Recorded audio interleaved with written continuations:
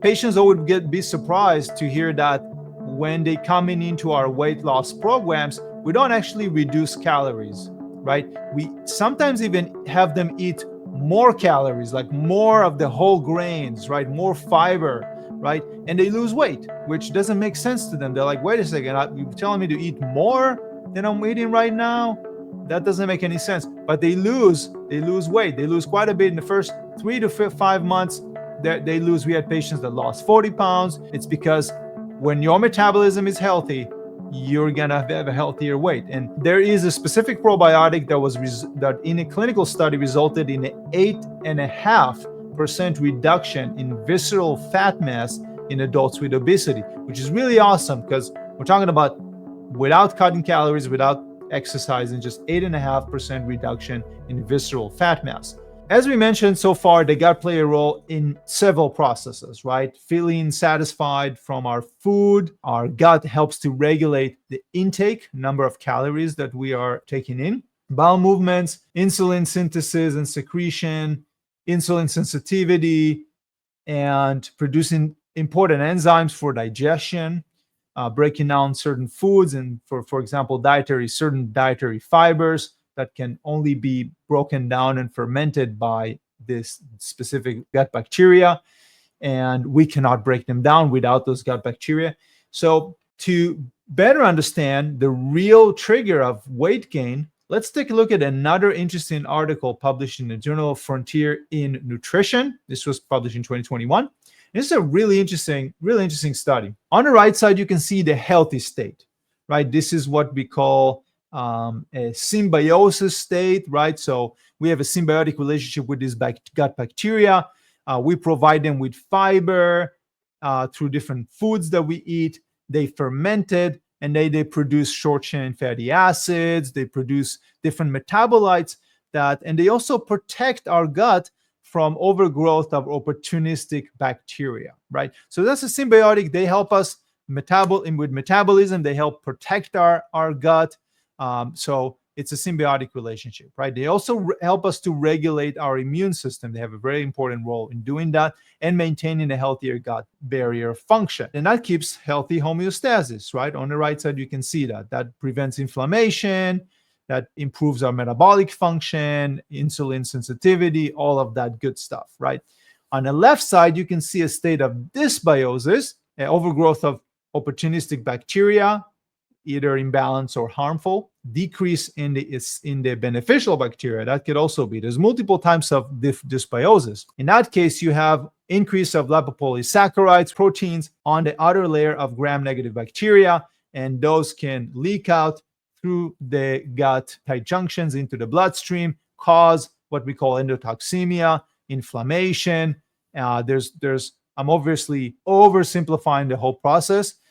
We have a whole 6-hour class just on the different mechanisms and proteins and enzymes and how does it work, what are the specialty labs and the biomarkers and the specific treatment strategies so you can provide comprehensive care to your patients. It's important to understand the general concept. And when that happens, of course, you get an immune reaction.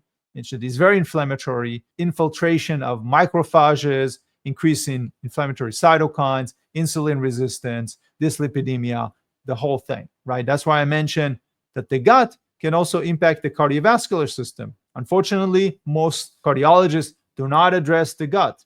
They do not address where that inflammation is coming from. Same thing with endocrinologists or orthopedic docs. Again, generalizing here, most of them do not look at the root cause of these problems, right? Of these chronic inflammatory conditions.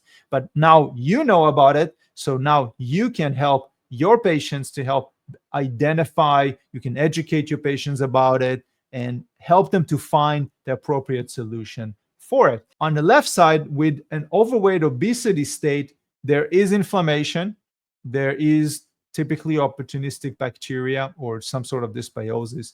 And then, of course, there's that insulin resistance that goes hand in hand with it. And so if a patient has imbalanced gut microbiome, for example, let's say they had prolonged antibiotic treatment, even years ago, that could be, we've seen patients that had prolonged antibiotic therapy when they were teenagers and they come see us in their 30s or 40s, and their gut has changed, they lost beneficial bacteria for good. We typically do not, once we lose a species of bacteria in our gut, we do not, there's no way to reintroduce that for that bacteria to stay there. That could be also if they damage their gut with other medication or chemotherapy, or maybe they don't eat enough fiber or certain nutrients. Remember that so many Americans, unfortunately, live on fast food, which is very low in these beneficial nutrients. So that could drive imbalanced bacteria. So if you don't have enough of these beneficial bacteria, you now have dysbiosis, which contributes ongoing to that inflammation and metabolic dysfunction. The imbalance of gut health, you're going to hear us saying this over and over and over again. It's going to be one of the primary causes and contributing factors to these imbalances that your patients are going to have. When I'm working with practitioners, one of the biggest things that we look at are the strategies to assess and investigate the underlying imbalances of gut health, whether it be dysbiosis, whether it be systemic inflammation that is causing a bidirectional, cyclical type of pattern that is causing more imbalances in gut health, that is causing more systemic inflammation. So the next pop quiz that we want to go into, and the next question that we have is, patients with gut dysbiosis always have digestive symptoms. Is this true or is this false? And then the correct answer, if you answered false, that was correct. Some patients with long-lasting dysbiosis could be asymptomatic. This is something that's really important to take into consideration.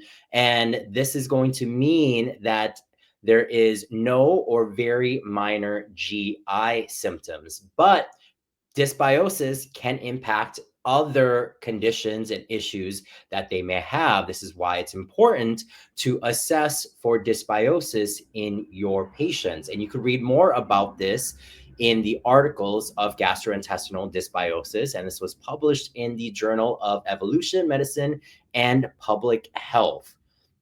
So how would you know with dysbiosis? What are some of the signs and symptoms that you would look at? We're going to teach this in our advanced program, but testing is going to be a very important factor for this, because in some patients with persistent metabolic and inflammatory conditions, if we are not testing, we are guessing what is occurring with them. You need to do the testing to help figure out a foundation. What are the underlying imbalances? And this can help you monitor their improvements. And most schools will teach you about the breath test. This is not a sufficient test to determine the levels of metabolites and composition of our gut microbiome. So we want to get a snapshot of the gut microbiome. And we will teach you about the functional medicine tests that you can provide for your patients to give you a really comprehensive look at the gut microbiome and the overall health of the gut microbiome, which, as you know, it is so important for all of the other body systems that we have. Now, the main topic that we want to discuss with you are probiotics in weight loss, right? Many of the microorganisms in probiotic products are the same or similar to microorganisms that naturally live in our bodies. And it's important to consider the right strains of probiotics. This can help support your healthy digestion or your patient's healthy digestion. It's going to help regulate the immune function, reduce allergic responses, and prevent overgrowth of pathogenic bacteria or microbes and infections. And this is why probiotics can be very beneficial if done correctly for your patient's overall health. And we're going to discuss some of the strains that you can utilize with your patients who are looking to lose weight, or they're not able to lose weight, and an imbalance in their microbiome is one of the reasons for that. Now, probiotics are the microorganisms and are the supplements that are going to contain multiple strains or many strains. And the most common are bacteria that belong to groups called Lactobacillus, and Bifidobacterium. You might have noticed this if you have prescribed or recommended probiotics to your patients or your clients. The two top probiotics strains that are in those supplements are Lactobacillus and Bifidobacterium. Other bacteria that you want to consider and may also be used as probiotics are yeast that are called Saccharomyces, because yeast are a part of the balance of our microbiome as well. Now, with that stated, let's discuss gut dysbiosis a little bit further for you and do this in a pop quiz. So let's go over this question. Gut dysbiosis is associated with which of these conditions? Weight gain, insulin resistance and type 2 diabetes, chronic inflammation, autoimmune diseases, or all of the above? All right. If you answered all of the above, you got this correct. Gut dysbiosis is associated with all of these issues: weight gain, insulin resistance, type 2 diabetes, chronic inflammation, autoimmune diseases, and more, right? So these aren't just the main conditions that are associated with this. There's actually more as well, which we will dive into in the advanced and clinical functional medicine program. Now, there are specific probiotics that we want to talk about for weight loss. And we were talking about this earlier, right? This is something that you can recommend to your patients right away. Let's talk about a few of these here. The first one is going to be Lactobacillus amylivoris. And this has been shown to reduce body fat by about 4%. Another one is Lactobacillus fermentum. This has been shown to reduce body fat about 3%. And then Lactobacillus gasseri has shown to have some promising effects on weight loss. Now, what are the dosage considerations that you want to recommend for your patients? You want to look at incorporating about 10 billion CFUs. What does CFU stand for? This is colony forming units, right? And this is about a daily amount of probiotics that you want to consider, of these specific probiotics that you want to consider for your patients. And again, that is going to be 10 billion CFUs.